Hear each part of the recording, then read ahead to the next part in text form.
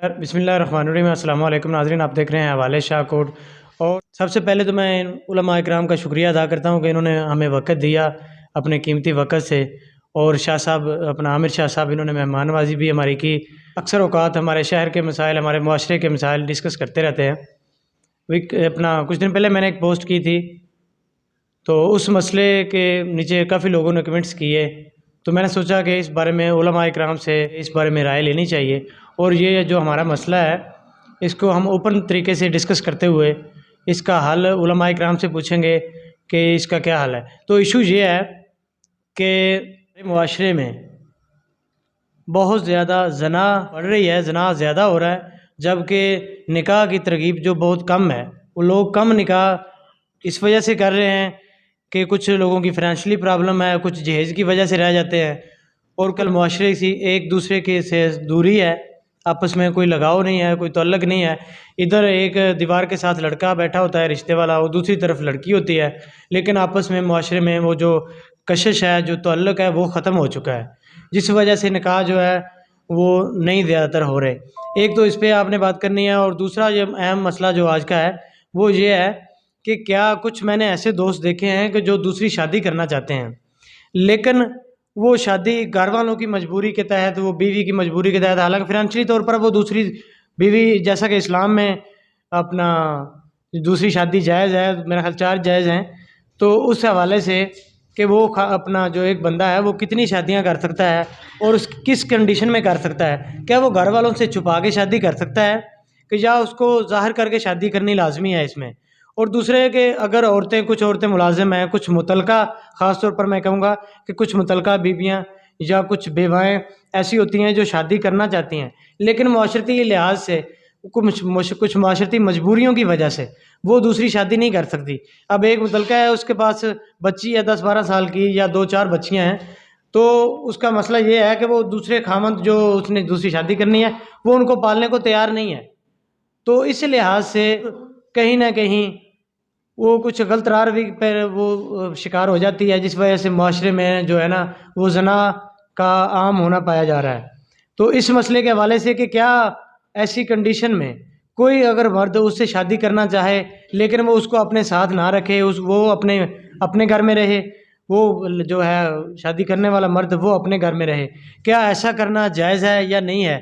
ऐसे माशरे में जना की रोकथाम के लिए अपने दीनी नुक्ता नज़र से हमारा इस्लाम क्या कहता है, इस बारे में ज़फ़र इकबाल नईमी साहब से आगाज़ करूँगा कि वो इस बारे में थोड़ा सा आगाह करें, कि ताकि मुआशरे को इस बारे में इल्म हो सके कि कोई बाप अगर शादी करना चाहता है तो वो किस तरह कर सकता है दूसरी शादी, और उस औरत के लिए क्या हुक्म है और मर्द के लिए क्या हुक्म है। जी नईमी साहब। बिस्मिल्लाहिर्रहमानिर्रहीम। बहुत शुक्रिया हवाले शाह कोट की टीम का और मोहतरम भट्टी साहब का कि इस ज़रूरी मौजू पर मुझे चंद गुज़ारिशात कहने का मौका दिया। कुरान मजीद फ़ुरक़ान हमीद में शादी के बारे में जो अहकामात दिए गए हैं वो यूँ हैं कि इरशाद बारी ताला है, फ़न्किहू मा ताबा लकुम मिनन निसाए मसना व सुलासा व रुबा। बस तुम निकाह करो जो तुम्हें ख़वातीन में से पसंद आए। एक भी कर सकते हो, 2 भी कर सकते हो, 3 भी कर सकते हो, 4 भी कर सकते हो। लेकिन आगे फरमाया कि अगर तुम्हें अंदेशा हो कि मैं अदल नहीं कर पाऊँगा तो फिर एक पर ही इक्तिफ़ा करना ज़रूरी है। इस हवाले से हदीस में भी वईद आई है कि जिसने दूसरी शादी करने के बाद एक बीवी की तरफ झुकाव रखा, ज़िम्मेदारियाँ पूरी करने में कोताही बरती, एक को अहमियत दी, दूसरी को डिग्रेड किया, तो क़यामत के दिन उसका आधा धड़ जो मफलूज होगा। जहाँ तक मुआशरे के अंदर से इस ज़ना जैसी बुराई के ख़ात्मे का ताल्लुक़ है, मैं समझता हूँ कि उसके लिए ज़रूरी है कि निकाह को आसान बनाया जाए।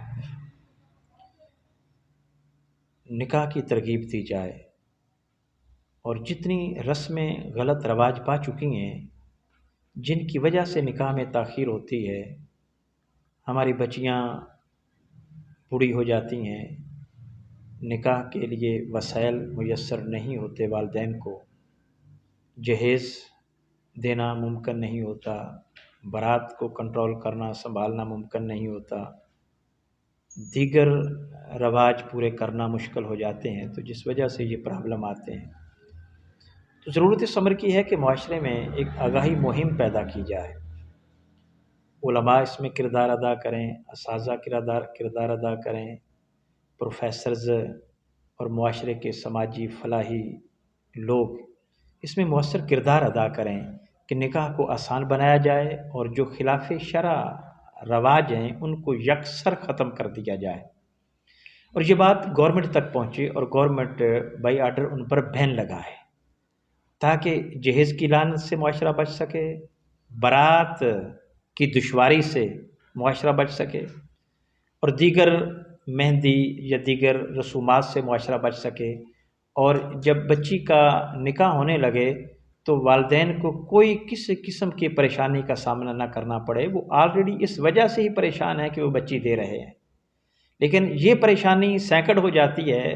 فرسٹ اور بڑی پریشانی یہ بنتی ہے کہ جہیز کہاں سے ارینج کریں، بارات کو کیسے سنبھالیں، دیگر رسمیں کیسی پورے کریں۔ تو اس کو ختم کرنے کے لیے ہمیں اقدامات اٹھانے چاہیے۔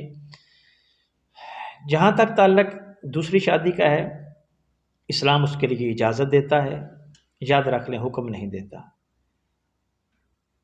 اس کی وجہ یہ ہے کہ فطرتاً، اور آج سائنس بھی کہتی ہے کہ خواتین زیادہ پیدا ہوتی ہیں، اور آج بھی معاشرے میں خواتین زیادہ ہیں لوگوں کی نسبت زیادہ ہیں، تو جہاں عورتیں زیادہ ہیں تو اب اس کا کیا حل ہو سکتا ہے؟ دو ہی حل ہیں، یا تو یہ کہ مرد دوسری شادی کرے، یا دوسرا حل یہ ہے کہ وہ عورت بازار کی زینت بنے۔ تو ان دونوں میں سے جو پسندیدہ عمل ہے وہ یہی ہے کہ مرد کو دوسری شادی کرنی چاہیے۔ اسلام انہی وجوہات کی بنا پر اجازت دیتا ہے، اور دوسری وجہ یہ ہے کہ اسلام اجازت کیوں دیتا ہے کہ معاشرے کے اندر ایسے عوامل زیادہ آتے ہیں جس میں مرد کی ڈیتھ ہوتی ہے، اور لامحالہ طور پر مرد مرتے بھی زیادہ ہیں۔ تو اب جو مرد مر گیا تو اس کی بیوہ ہے، اب اس کو کون اڈاپٹ کرے؟ اس حوالے سے اسلام نے اجازت دی ہے کہ جو مرد حیات ہیں وہ دوسری شادی کے طور پر اس عورت کو اپنائیں۔ ہمارے پاکستان میں جو چند برسوں سے میں نے ریسرچ دیکھی تھی پہلے، تو 3 لاکھ تھے تب چند برس پہلے کہ جو عورتیں مطلقہ یا بیوہ ہیں، 3 لاکھ عورتیں۔ اب اگر مرد نہیں سنبھالے گا تو وہ کہاں جائیں گی؟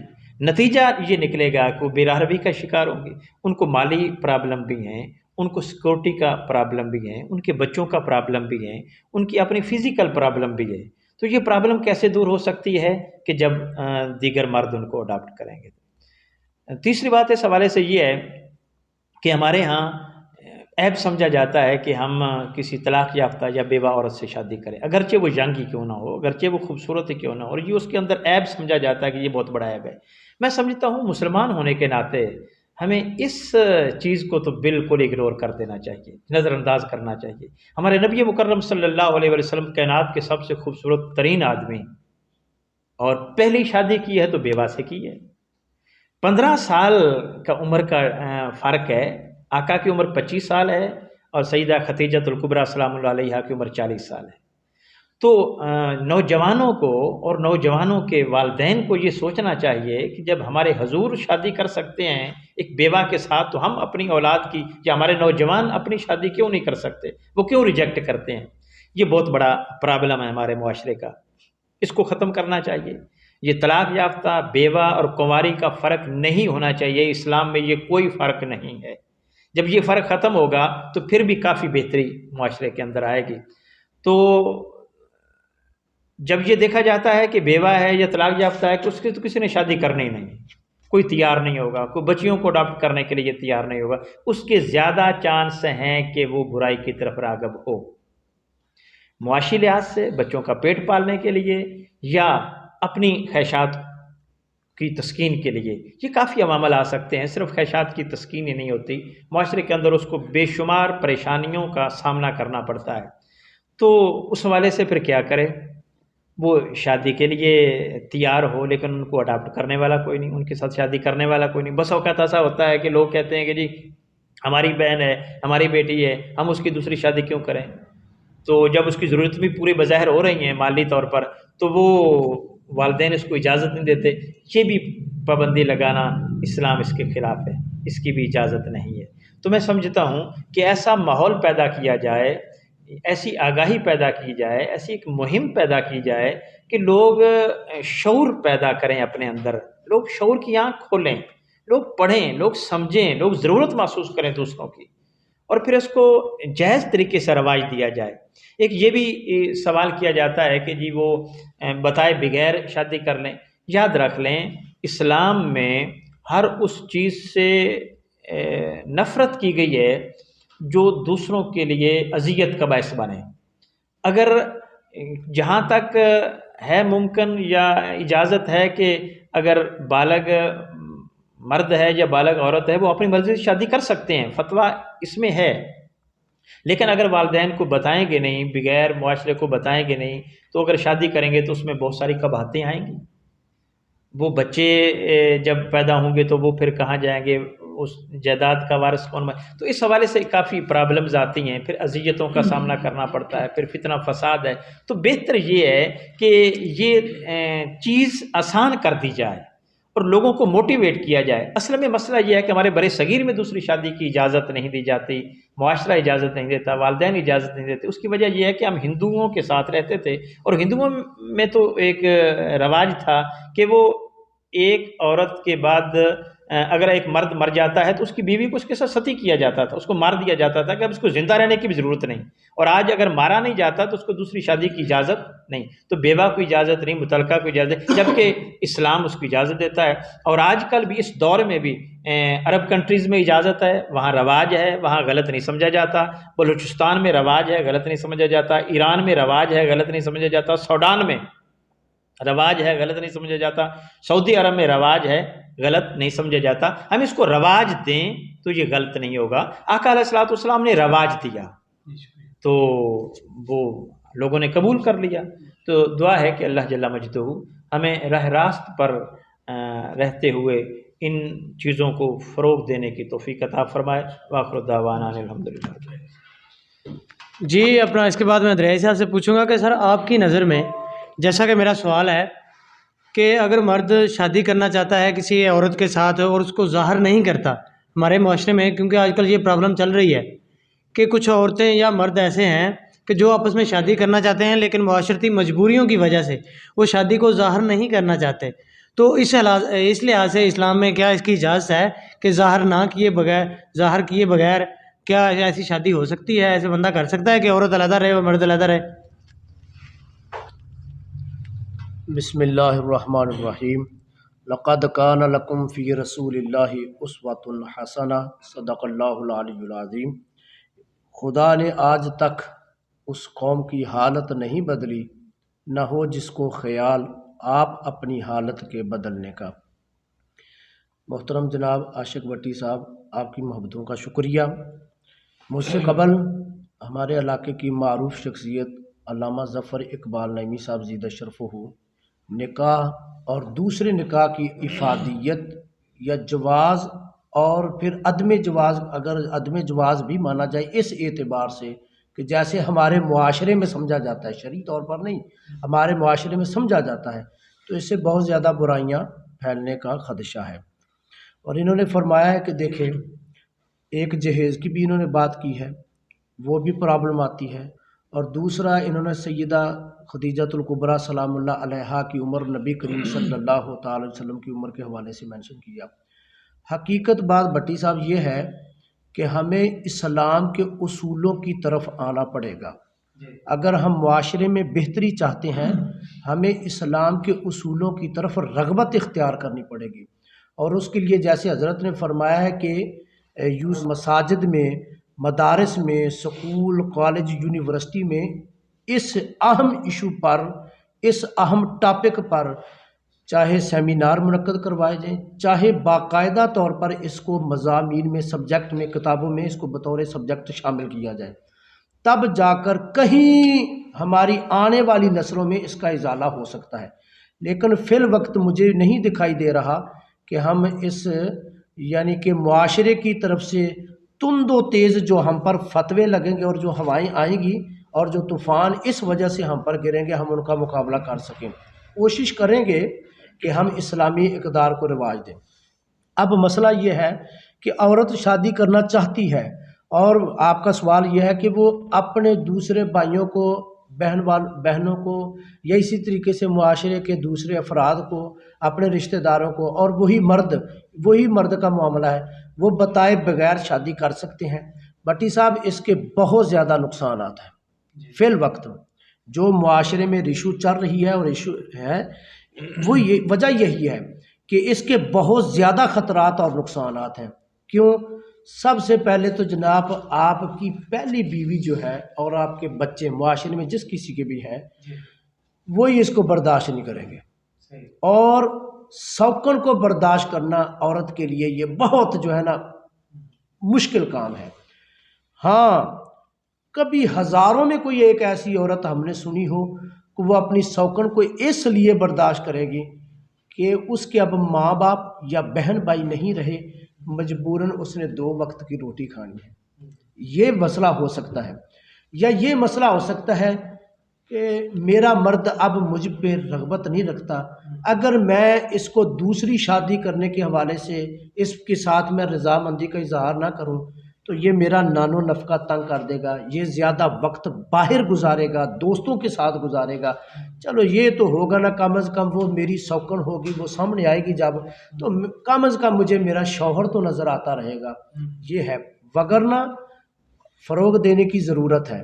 جیسے حضرت نبی پاک علیہ الصلوۃ والسلام نے 4 سے زائد شادیاں کی، انہوں نے قرآن پاک کی آیت پڑھی ہے جس میں 4 تک کی اجازت ہے، لیکن پہلی کے بعد دوسری کو قباحت سمجھا، تیسری میں بھی قباحت، چوتھی میں بھی قباحت۔ نبی کریم صلی اللہ علیہ وسلم نے متعدد نکاح مہربانی فرمائے، حتیٰ کہ غالباً مجھے اگر یہ روایت غلط نہ ہو، مجھے یاد ہے کہ نبی کریم صلی اللہ علیہ وسلم نے 18 نکاح فرمائے تھے، جن میں سے آپ نے اپنی زوجیت میں 9 بیویوں کو رکھا، اختلاف ہے 11 کا بھی، باقیوں کو آپ نے طلاق دے دی تھی۔ اور ان 9 میں سے اگر 9 کوئی رکھیں، جہاں تک ریسرچ ہے میرا خیال میں حضور ایک بیوی ہے جو کنواری تھی، باقی ساری جو ہیں وہ بیوائیں یا مطلقہ تھیں۔ تو یہ دیکھیں نا، میں نے پہلے آیت بھی یہی پڑھی ہے کہ ہمیں رسول کریم صلی اللہ علیہ وسلم کے اسوہ حسنہ کی طرف آنا پڑے گا، لیکن اس کے لیے بڑی قربانی کی ضرورت ہے۔ دعا فرمائے کہ ہم مل کے یہ کام کریں تاکہ معاشرے میں یہ پیغام پہلے سمجھائیں۔ ہمارے ہاں ایک یہ بہت بڑی لے ہوں دوجا ویاہ کرن لگا، لے اینو جناب ہوں پہلی چنگی نہیں لگتی۔ بھئی اللہ کے نیک بندو، ہم اسوہ حسنہ رسول اللہ صلی اللہ علیہ وسلم کے اسوہ حسنہ کی بات کر رہے ہیں۔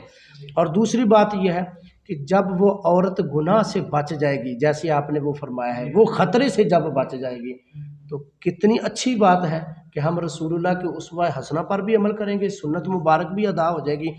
لیکن اس کے لیے بہت بڑی پلاننگ کی ضرورت ہے۔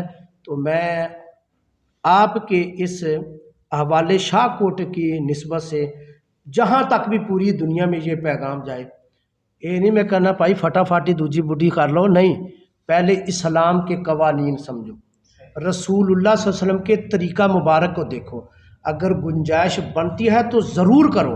اگر آپ دیکھتے ہیں کہ نہیں یہ لڑائی کا گڑھ بنے گا میرا گھر، تو پھر حضرت نے فرمایا ہے کہ دوسری شادی کی اجازت ہے، حکم نہیں ہے، تو پھر وہاں پہ لڑائی کو روکا جائے۔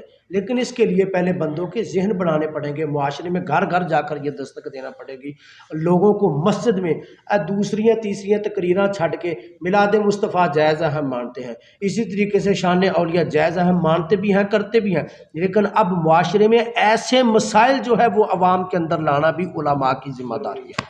اللہ تعالیٰ سے میں دعا گو ہوں کہ آپ کی وساطت سے لوگ دین کے کما حقہ مسائل جو ہیں ان کو جانیں، پہچانیں اور ان پر عمل کرنے کی کوشش کریں۔ تمنا ہے یہی کہ دنیا میں کوئی کام کر جائیں، اگر کچھ ہو سکے تو خدمت اسلام کر جائیں۔ بہت شکریہ، جزاک اللہ۔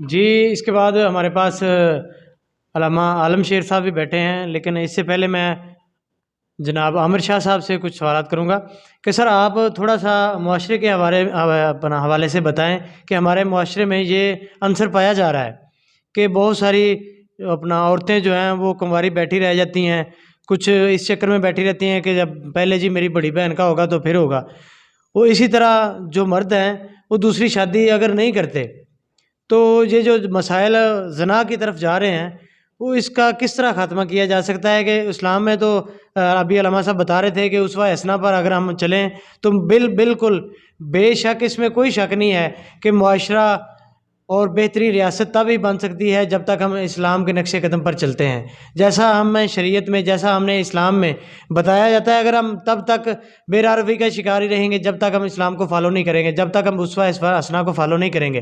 لیکن اس حوالے سے کہ شاہ جی معاشرے میں جیسے کہ انہوں نے بتایا کہ سیمینار ہونے چاہیے، آگاہی ہونی چاہیے، آپ کیا سمجھتے ہیں کہ اس مسئلے کے حل کے لیے معاشرے کو کیا ایسے اقدامات کرنے چاہیے کہ زنا سے جو ہے وہ کمی، زنا کی کمی ہو اور نکاح جو ہے وہ رواج پائے، نکاح زیادہ ہوں؟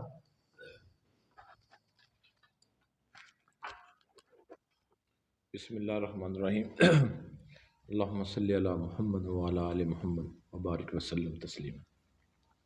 سب سے پہلے تو میں بٹ صاحب آپ کا اس بڑے ایک اہم دینی اور معاشرتی ایشو پر آپ کا میں شکر گزار ہوں کہ آپ نے اپنے ایک فورم حوالے شاہ کوٹ سے ہمارے علاقے کے جید علماء، مذہبی اسکالر علامہ ظفر اقبال نعیمی صاحب اور ہمارے ہرد العزیز یونس دریائی صاحب اور علامہ شیر صاحب کو آپ نے یہاں پر مدعو کیا اور ہمیں میزبانی کا شرف بخشا۔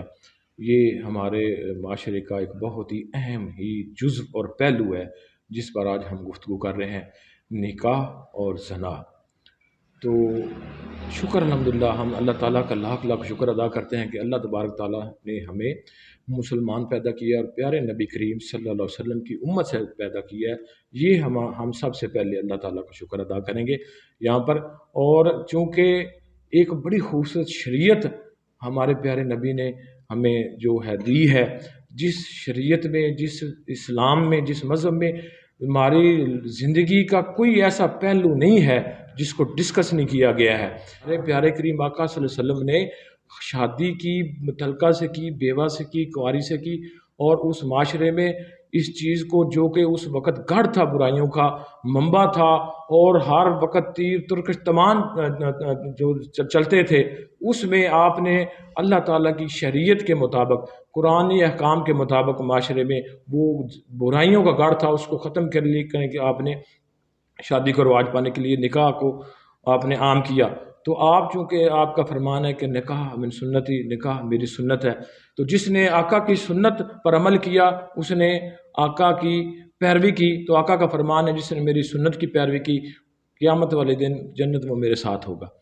تو چونکہ یہ ایک بڑا اہم موضوع ہے نکاح جو ہمارے معاشرے میں برصغیر میں، چونکہ ہماری آب و ہوا کے لحاظ سے ہمارے معاشرے میں ہماری بچیاں سن بلوغت کو جلدی پہنچ جاتی ہیں، اور یہ ہمارا شرعی حق ہے کہ ہم ان کو جلدی جو ہے ان کا وہ حق ان کا ادا کرنا چاہیے۔ لیکن وجہ یہ بن جاتی ہے کہ ہمارے معاشرے میں چونکہ ہمارے تقریباً 60% 70% لوگ جو ہیں وہ درمیانے طبقے کے لوگ ہیں، متوسط طبقے کے لوگ ہیں، وہ مزدور ہیں، مل ورکر ہیں، یا ان کے اتنے وسائل نہیں ہیں، پھر وہ بیچارے اپنی اس بچی کو رخصت کرنے کے لیے انتظار کرتے رہتے ہیں کہ میں اس کو کب اٹھاؤں گا۔ پھر رشتے ڈھونڈنے کا جو مسئلہ پیدا ہوتا ہے، یہ ساری چیزیں جو ہوتی ہیں یہ نکاح کی دیری کی وجہ بن رہی ہوتی ہیں۔ پھر جب رشتہ مل جاتا ہے، پھر لڑکے والوں کے نخرے، پھر ان کے جہیز کی ڈیمانڈز، یہ اس باپ کا جو لک ہے، اس کا جو کمر ہے، بوڑھی اس کو ٹیڑھی کر دیتی ہے۔ پھر اس کے بعد مقدروں والوں کو اگر کوئی اچھا دماغ مل جائے تو وہ اس کے مقدر ہوتے ہیں۔ تو ضرورت اس چیز کی ہے کہ یہ جو فرسودہ رسومات ہیں، یہ ہندوانو رسومات یہ ہیں، ان کو ختم کرنا چاہیے۔ یہ ختم کر کے ہمیں نکاح کی سنت کو عام کرنا چاہیے۔ دوسرا ٹاپک ہمارا یہ چل رہا ہے کہ اپنا دوسری شادی کا، تو دوسری شادی چونکہ یہ جائز ہے اگر انسان طاقت رکھتا ہے اور اس کے پاس وسائل ہیں اور وہ انصاف کر سکتا ہے، دوسری بیوی کے ساتھ، تو پھر اس کو چھپ کر تو کرنی نہیں چاہیے، اس کو تو بانگ دہل کرنی چاہیے اور آقا کی سنت پر عمل کرنا چاہیے اور اس کو ایک نظیر بنانی چاہیے۔ تیسرا، جب یہ چیزیں ہم اس پر عمل درآمد نہیں کر سکتے، ہم اس معاشرے میں چھپتے ہیں، برائیوں کا سبب بنتے ہیں، تو پھر زنا جو ہوتا ہے وہ رواج پاتا ہے۔ زنا کے بارے میں یہ کہوں گا کہ یہ ایک سنگین جرم ہے، ہمارے معاشرے میں، ہمارے مذہب میں یہ ایک جرم ہے، ایک تعزیری سزا ہے، یہ ایک حد اللہ تعالیٰ نے اس پہ، یہ ایک حدود قوانین ہے، اللہ تعالیٰ نے حد قائم کی ہے، جو اس پر عمل نہیں کرے گا اس پر سزا ہے، جو کہ ہمارے مذہب اسلام میں اس پر حدود مقرر ہے اور اس کے 100 کوڑے ہیں۔ اگر کوئی مرد شادی شدہ اور عورت شادی شدہ کرتے ہیں تو ان کو سنسار کرنے کا حکم فرمایا گیا، اور جو غیر شادی شدہ نوجوان لڑکا لڑکی یہ عمل کرتے ہیں تو ان کو 100 کوڑے۔ چونکہ ہمارے معاشرے میں کوئی بھی قانون بنے ہوئے ہیں، نکاح بھی ہے، اس کا بھی قانون ہے، زنا کا بھی قانون ہے، لیکن چونکہ کسی چیز پر کوئی عمل درآمد ہی نہیں ہو رہا معاشرے میں، تو قانون ہے، عمل درآمد نہیں ہے، تو چونکہ ہمارے ادارے وہ اپنا پورا رول ادا نہیں کر رہے معاشرے میں، جب وہ رول ادا نہیں کریں گے تو پھر وہ قانون نہ ہے، نہ ہو تو نہ ہی ایسے ٹھیک ہو گیا۔ تو جب کوئی قانون، اگر کوئی جرم کرتا ہے، کوئی زنا کر رہا ہے، تو اگر اس کو زنا کے مطابق، جس کے مطابق ہمارے معاشرے علماء بیٹھے ہوئے ہیں کہ 4 عاقل بالغ ایک مسلمان جو ہیں وہ اس کی شہادت دیں اس کو، اور آگے بڑی لمبی چوڑی وہ بحث ہے، تو اس پر اس کو حد لاگو ہوگی، اس کے مطابق اس کو سزا دی جائے۔ جب اس پر لاگو ہوگی، اس کو سزا دی جائے گی، تو معاشرے میں زنا نہیں ہوگا۔ جب زنا کی سزا ہوگی اور اس پر عمل درآمد ہوگا تو پھر لہا مالا، پھر زنا نہیں ہوگا۔ جب زنا نہیں ہوگا تو پھر واپس ہم اپنی اصل کی طرف آئیں گے، جو ہماری شریعت ہمیں کہہ رہی ہے کہ نکاح کرو، پھر نکاح ہوں گے۔ آج جو ہمارے بڑے، ہمارے جو ہے نا عمرا شرفا، جو ہمارے جو علاقے کے بڑے لوگ ہیں، ان کے بچے یہ زنا کو تو گناہ ہی نہیں سمجھتے ہمارے معاشرے میں یہ، اور جہاں پر یہ زنا ہے وہاں پر بیماریاں ہیں، وہاں اموات کی کثرت ہوگی۔ یہ دیکھ لیں آج ہمارے جو اموات کی کثرت ہے، اسی وجہ سے تو ہو رہی ہے کہ ہمارے یہ رسم، یہ رواج اتنا ہے کہ ہمیں گناہ ہی سمجھا نہیں جا رہا، اور یہ ہمیں اللہ تعالیٰ سے اس کے متعلق توبہ کرنی چاہیے۔ اور جیسے ہمارے علماء کرام نے بڑی خوبصورت بات کی کہ ہمارے اساتذہ کرام، ہمارے والدین اپنے گھر میں اپنے بچوں کو شریعت محمدی کے مطابق زندگی خود بھی گزاریں، بچوں کو سکھائیں، بچیوں کو دینی تعلیم دیں۔ ہمارے مدارس جو ہے اس میں جو ہے اپنا کردار ادا کرے، علماء کردار ادا کرے، معاشرے کی سوسائٹی کے جو لوگ پڑھے لکھے ہیں، ٹیچر اساتذہ، وہ کردار ادا کریں، تو یہ جرم ختم ہو سکتا ہے۔ پھر نہ کسی کی بیوہ بچی گھر بیٹھی رہ سکتی ہے، نہ متعلقہ گھر بیٹھی رہ سکتی ہے، نہ کوئی بھوکا رہ سکتا ہے۔ اور بڑی خوبصورت ایک ہمارے معاشرے کی، ہماری دین مذہب اسلام کی جو ہے نا زندگی، یہ دوبارہ بحال ہو سکتی ہے، لیکن اس میں ہماری جو حکومت وقت ہے، اس کو سب سے پہلے قانون کا اطلاق کر کے عمل درآمد کرنا ہوگا۔ تو پھر 1979 میں حدود آرڈیننس بنا، آج تک کسی حد پر عمل درآمد نہیں ہوا، کوئی ایسا کیس فیصلہ ہمارے سامنے نہیں آیا بھی کسی کو کوڑے لگے، کس کو سزا ہوئی، سزا۔ تو یہ چیزوں کی کمی ہے، اس کا فقدان ہے۔ اس کو حکومت وقت کا پہلا کہ وہ قانون کے مطابق ان سزاؤں پر عمل درآمد کرے، اور جو نکاح کے طریقے ہیں اور جو فضول رسومات ہیں ان کو ختم کیا جائے، ان پر پابندیاں لگائی جائیں، اور پابندیاں لگا کر ان چیزوں کا باقاعدہ ان پر جرمانے اور سزائیں ہوں، تاکہ جو غریب آدمی ہیں وہ بیچارے اس مصیبت سے بچ سکیں۔ اور یہ ہے ہمارے وقت کی ضرورت۔ اللہ تعالیٰ ہمیں اس پر عمل کی توفیق عطا فرمائے۔ جی، تو عامر شاہ صاحب سے آپ نے سنا قانون کے نقطہ نظر سے بھی کہ اس معاشرے میں سب سے پہلے تو یہ ہے کہ قانون کا لاگو ہونا لازمی ہے، کہ اگر قانون لاگو ہوگا اور حکومت وقت اپنا کردار ادا کرے گی، ادارے اپنا کردار ادا کریں گے، تو معاشرے میں بہتری لائی جا سکتی ہے۔ تو اس کے بعد علامہ عالم شیر صاحب سے بھی ہم پوچھیں گے کہ علامہ صاحب ہمیں یہ بتا دیں میرے سوال کے مطابق کہ کیا، جیسا کہ میں نے پہلے سٹارٹ میں بھی کہا تھا، 2 علماء نے بھی کہا، اپنا شاہ صاحب سے نے اپنے حوالے سے گفتگو کر دی، آپ بھی یہ بتا دیں کہ کیا خفیہ شادی کرنا اسلام میں کیسا ہے؟ کیا ایسے کرنا جائز ہے، ناجائز ہے، بہتر ہے، کرنی چاہیے یا نہیں کرنی چاہیے؟ اس حوالے سے اسلام کیا کہتا ہے کہ کیا کوئی مرد چھپا کر اپنے گھر والوں سے شادی کر سکتا ہے یا عورت چھپ کر شادی کر سکتی ہے؟ اگر ایسا کیا جائے کیا جائز ہے یا نہیں جائز ہے؟ बिस्मिल्लाहिर्रहमानिर्रहीम। मोहतरम जनाब आशिक भट्टी साहब, आपका बहुत बहुत शुक्रिया। आज आपने इस अहम मौजू पर बात करने का मौका दिया। मुझसे कबल मेरे बड़े मोहतरम उलमाए कराम ने इस मौजू पर सहरा गुफ्तगू फरमाई। किबला शाह साहब ने कानूनी नुक्ते नज़र से और माशरती लिहाज से बड़ी सहरा गुफ्तगू फरमाई। भट्टी साहब, बात यह है कि जब बहसीयत बाप बहसीयत माँ अपनी औलाद की ऐसी तरबियत करेंगे तो फिर उनको खुफिया शादी करने की या इस तरह के मामलात करने की ज़रूरत ही नहीं पड़ेगी। जब उनकी तरबियत ऐसी होगी कि वो देखेंगे कि इस्लाम हमें इस लिहाज से क्या कहता है, कुरान क्या कहता है, हदीस पाक हमें इस हवाले से क्या रहनुमाई दे रही है, उलमा के अक़वाल क्या दे रहे हैं, फ़ुक़हा कराम के फ़रामीन क्या इरशाद फरमा रहे हैं। जब ये सारी चीज़ें हम अपनी औलाद को खुद भी उस पर अमल करेंगे और औलाद की भी अच्छी तरह तरबियत करेंगे, तो जब ऐसे मौक़े आएंगे तो उन मौक़ों पर औलाद जो है फिर इस्लाम के मुताबिक, शरीयत के मुताबिक जो है खुफिया नहीं बल्कि अलल इलान जो है वो शादी जो है वो करेंगे और बताएंगे कि हम इस्लाम के मुताबिक जो है वो ज़िंदगी बसर कर रहे हैं और इस्लाम के मुताबिक जो है वो अमल कर रहे हैं। मामला ये होता है कि हम ये सोचते रहते हैं कि अब अभी हमारे बच्चे पढ़ रहे हैं, जब पढ़ाई से फ़ारिग होंगे उसके बाद फिर हम इनके लिए कुछ जॉब का इंतज़ाम करेंगे, कारोबार का इंतज़ाम करेंगे, उसके बाद फिर हम उनके लिए रिश्ता तलाश करेंगे। आजकल रिश्ता तलाश करने में भी इतनी मुश्किलात हैं कि 8-8, 10-10 चक्कर लग जाते हैं, आखिर में आकर जो है वो ना हो जाती है कि ये मामला नहीं है, इनका मकान अपना नहीं है, इनकी बेटा जो है वो पढ़ा लिखा नहीं है, इनकी बेटी जो है उनकी तालीम कम है। इस तरह के जब मामलात सामने आएंगे तो फिर बहुत से मसाइल का सामना करना पड़ेगा। तो उसका बेहतर और आसान हल जो मेरे उलमा ने इरशाद फरमाया कि निकाह को आसान किया जाए, ज़ना को ख़त्म किया जाए और अपनी औलाद की तरबियत की जाए और इस हवाले से मुख्तलिफ़ फ़ोरम पर जो है गुफ्तगू की जाए। जब हम ये चीज़ें बयान करेंगे मुख्तलिफ़ फ़ोरम में जाकर और अपने नौजवान नस्ल की तरबियत करेंगे और अपने बुज़ुर्गों के ये बात बताएंगे तो बड़ी उम्मीद है कि इंशाअल्लाह इस मुआशरे से जो है ये ज़ना वाली लानत जो है, ये बुराई जो है वो ख़त्म होगी। निकाह जो होगा वो आसान होगा। जितना ज़्यादा हम निकाह को आसान करेंगे अल्लाह तबारक व तआला की उतनी ही ख़ास रहमतों का नुज़ूल होगा।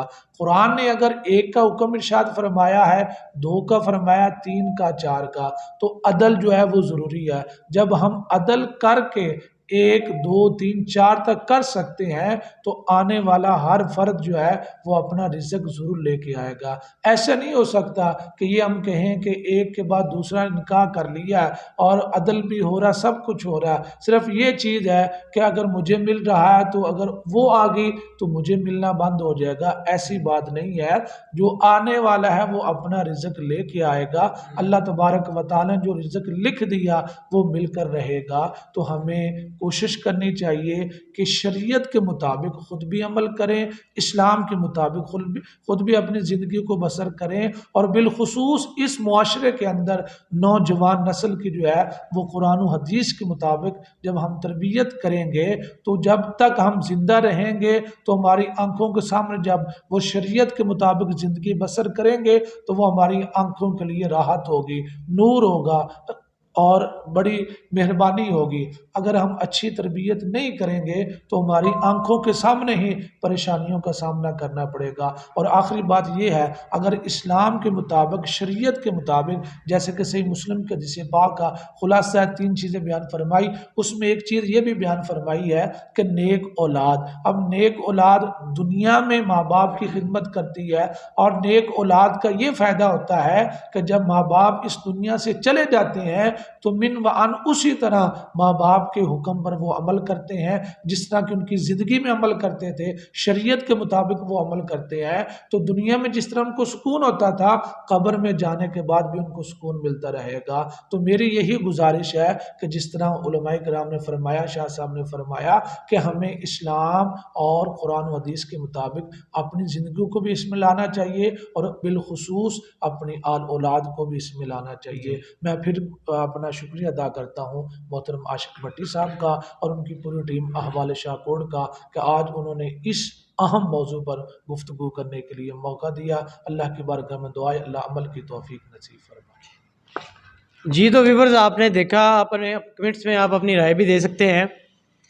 तो सारी गुफ्तगू का खुलासा ये है कि जब तक हम उसवा-ए हसना पर नहीं चलेंगे तब तक हमारा मुआशरा जो है बेहतरी की तरफ नहीं जा सकता।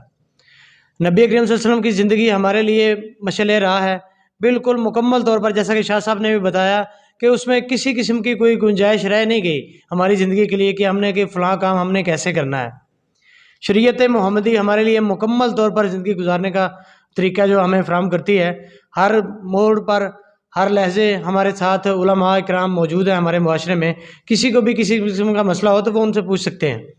और इस शादी के हवाले से ये जो मेन प्रॉब्लम दिखाई गई है वो ये है कि ये जो जहेज़ और रिश्ते ना होना जल्दी, ये जना की तरफ ज़्यादा लेके जाते हैं। और ये जो मसाइल, जो मेरा सवाल था कि दूसरी शादी का, वही यही है कि अगर सही तरीके से उसवा हसना पर चलते हुए शरीयत मोहम्मदी के तहत हम अगर निकाह को आम करें ज़ना को रोकने के लिए, तो फिर उसका यही तरीक़ाकार है कि जहेज़ की लानत से हमें बचना होगा। और दूसरे नंबर पर हमें शरीयत जो इस्लामी है और हमारा पाकिस्तान का कानून है उस पर अदारों को अमल करना होगा, फिर ही ज़ना से कमी हो सकती है। तो मैं बहुत शुक्रिया अदा करता हूँ कि इन साहिबान ने हमें वक़्त दिया। अब व्यूवर्स, आप अपनी राय हमें कमेंट्स में दे सकते हैं। राय देना या इख्तिलाफ़ राय आपका हक़ है, लेकिन इस किसी भी मौजू पर डिस्कस करना ही उस अपना मसले का हल होता है। हम जब तक किसी मसले को डिस्कस नहीं करेंगे तो तब तक उसका कोई हल नहीं निकलेगा। तो मेरी गुजारिश है दीगर साथियों से, देखने वालों से भी, कि किसी भी मामले को बेहतरीन तरीके से हल करने का यही तरीका होता है कि उसको ओपन तरीके से डिस्कस करें आपस में और इखलाक से डिस्कस करें। इख्तिलाफ़ राय कोई बड़ी बात नहीं है, इख्तिलाफ़ राय होना चाहिए। तो इसके साथ ही कैमरामैन आसिफ शाह साहब के साथ आशिक भट्टी को इजाज़त दीजिए। खुश रहिए जी, शुक्रिया।